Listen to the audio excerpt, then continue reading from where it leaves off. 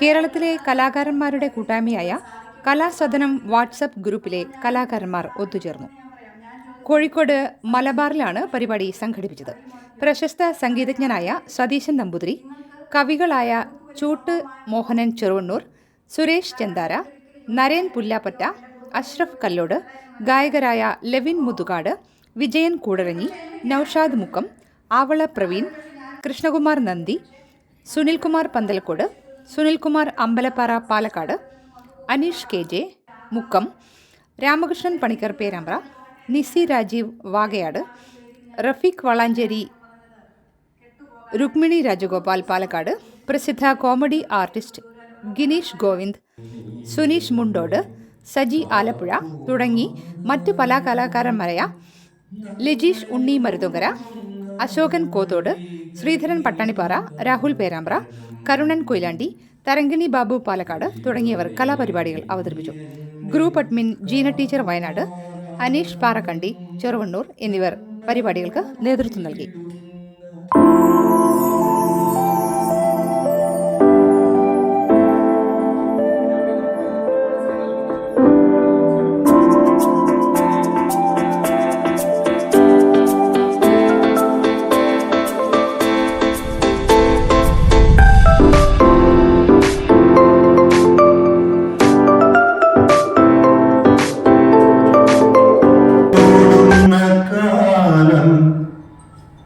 പണത്തിനു പിന്നാലെയോടുന്ന കാലം, പരസ്പരം സ്നേഹം കൊടുക്കാത്ത കാലം, പരസ്പരം സ്നേഹം കഴിഞ്ഞിട്ട് കലയായിട്ട് എനിക്ക് വലിയ ബന്ധമൊന്നുമില്ല.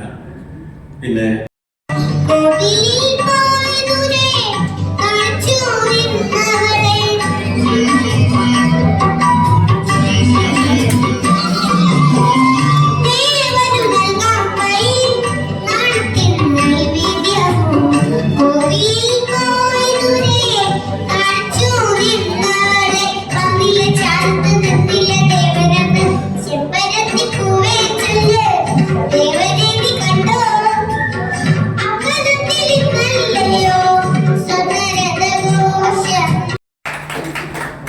ഡിജിറ്റൽ മീഡിയ പ്രൊഡക്ഷൻ കഴിഞ്ഞ് നമ്മുടെ കോഴിക്കോട് നിന്ന് ഒരു ടീം ഏഷ്യാനെറ്റിലെത്തിയപ്പോൾ അവർക്ക് സ്കിറ്റ് ഇല്ലാതെ വന്നപ്പോൾ അവർക്ക് സ്കിറ്റ് എഴുതാൻ വേണ്ടി പോയി തുടങ്ങിയതാണ്.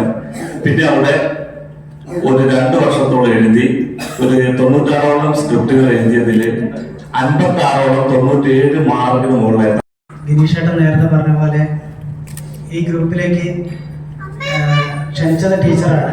പക്ഷെ രൂപേഷ് പണിക്കർ ഒരു ദിവസം വിളിച്ചിട്ട് എന്നോട് പറഞ്ഞു, നമ്മൾ പാടുന്നൊരു പാട്ട്, പണിയാളൊരു പാടത്ത് പാടുന്നൊരു പാട്ട്, പണ്ട് പണ്ട് നമ്മൾ പാടുന്നൊരു പാട്ട്, പണിയാളൊരു പാടത്ത് പാടുന്നൊരു പാട്ട്.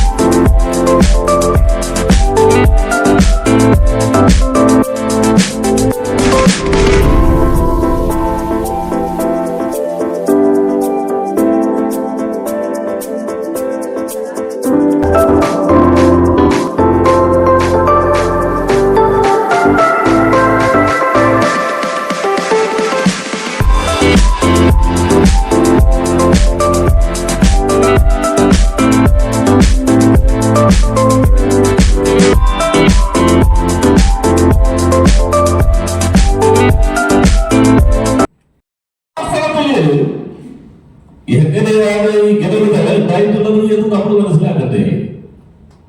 ഈ കലാസംഭ്രമം എന്ന് പറയുന്നത്